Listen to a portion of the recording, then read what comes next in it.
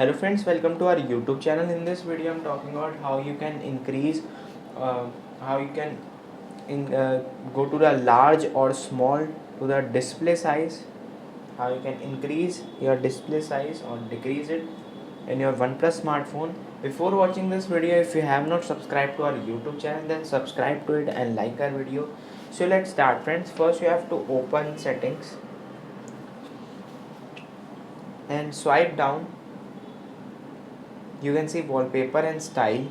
Here you have to just swipe down like this, and here it is the display size. Click on it and there are three options: large, standard, small. If you want large, you can see it is in large, this is small, and this is standard, and this is small.